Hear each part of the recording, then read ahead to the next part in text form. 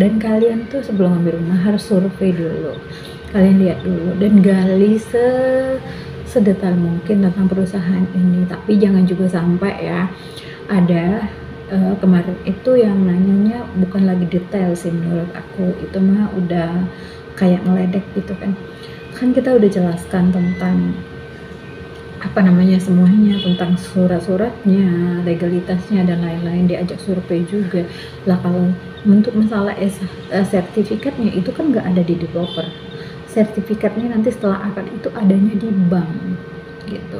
Dan developer itu tidak mau untuk masalah itu ya, itu urusannya kita sama bank, karena developer udah jual rumah itu ke bank yang jual ke kita. Nah jadi kalau kita mau lihat itu ya kita ke banknya.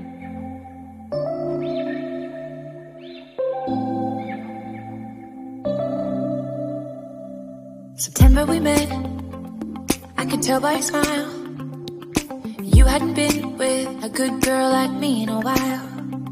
Yeah, you were impressed, couldn't leave me alone. Text me every time that you pick up the phone. And I had control in the driver's seat, but my hands are slipping off the... Hai teman-teman, sahabatku dimanapun berada, selamat pagi. Assalamualaikum warahmatullahi wabarakatuh. Welcome back my YouTube channel. Oh iya, udah balik bersama aku. Nah di video kali ini aku mau sekedar sharing, soalnya kemarin banyak banget yang nanya sama aku untuk persyaratan rumah subsidi itu seperti apa kak, terus gimana, susah apa enggak gitu. Nah sebenarnya persyaratannya itu simpel sih sebenarnya ya, tapi kadang-kadang tuh yang bikin susah itu kita sendiri, yang kitanya yang aduh susah banget sih gitu kan, belum dijalanin kita udah ngeluh duluan ya, jadi itu jadinya susah. Tapi kalau kita jalaninnya tuh dengan senang hati sih nggak susah ya, gampang gitu. Nah apa aja sih syaratnya? Oke, nah sebelum kita lanjut jangan lupa dukung aku dengan cara di subscribe, di like, di komen, serta di share ke teman kalian. Oke, kita lanjut aja ya. Dan untuk, nah oke teman-teman, ini kita balik ke sini. Ini adalah persyaratannya. Nah untuk yang single itu untuk gaji dulu ya, gaji itu kan sekarang itu 7 juta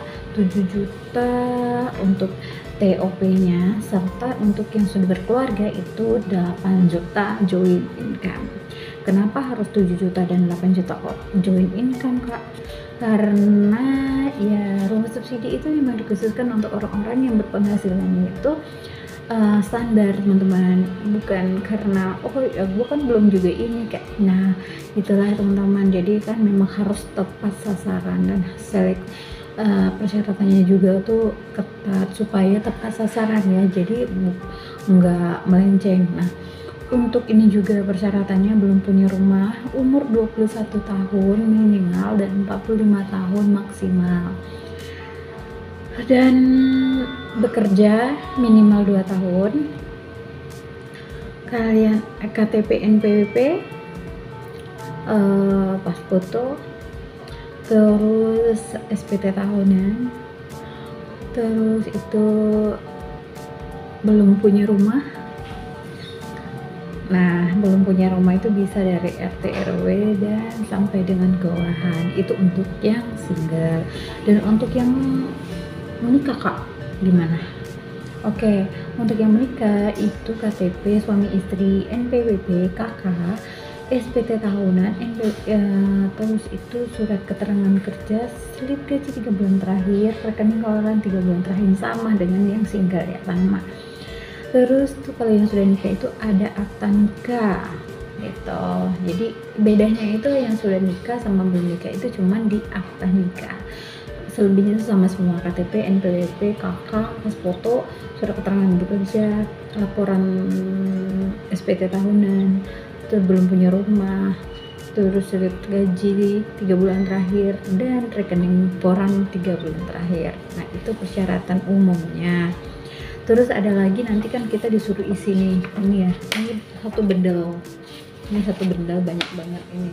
Ini contohnya ya, soalnya aku lagi ngisiin punya orang yang kemarin ini. Nih, Ini ada yang harus diisi itu ada 16 halaman gitu.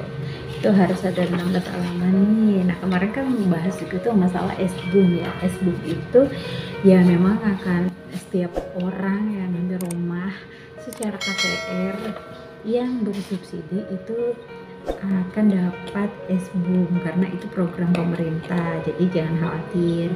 Dan itu kapan cairnya kita tidak tahu, itu tergantung kebijakan pemerintah dan nanti akan cair ke nomor rekening kita. Dan buat kalian yang udah bayar biaya akad dan lain-lain biasanya itu langsung untuk yang bersangkutan. Tapi kalau kalian ada kan salah satu developer itu biaya akad, biaya BPHTB, biaya bla-blahnya itu udah dibayarin sama developer. Biasanya itu setelah cair ke nomor rekening kita itu akan ditarik ke nomor rekening developer. Kayak gitu teman-teman. Kenapa seperti itu? Ya karena kalian sudah dibayarin oleh developer. Jadi bantuannya ke developer. Dan kalau kalian memang bayar sendiri otomatis buat kalian, dan itu pun cairnya itu nggak bareng. Jadi kalau yang pribadi ini nggak bareng, jadi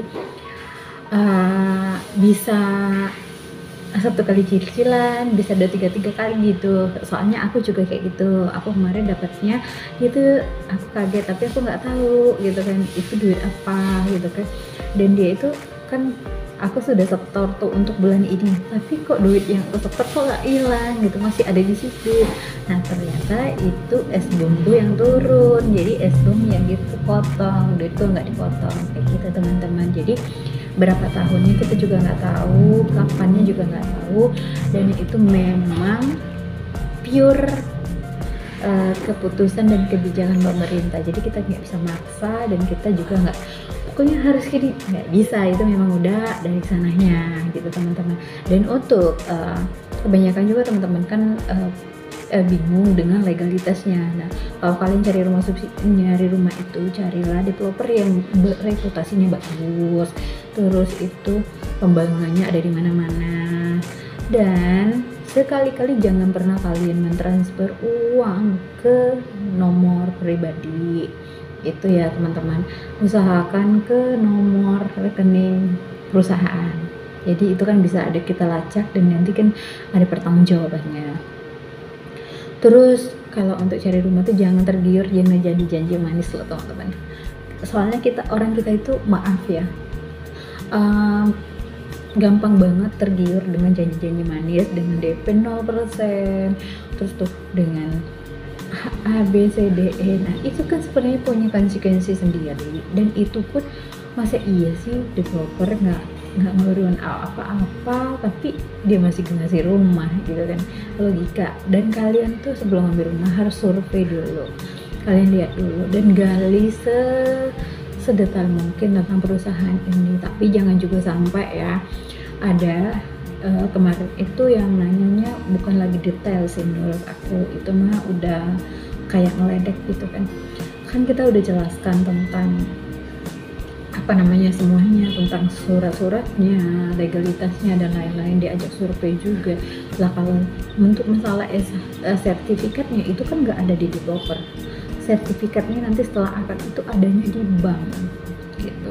Dan developer itu tidak mau untuk masalah itu ya, itu urusannya kita sama bank, karena developer udah jual rumah itu ke bank yang jual ke kita. Nah jadi kalau kita mau lihat itu ya kita ke banknya, dan itu bisa diambil atau bisa diminta kopinya setelah kalian akad kredit sekitar beberapa bulan atau 1 tahun lah gitu.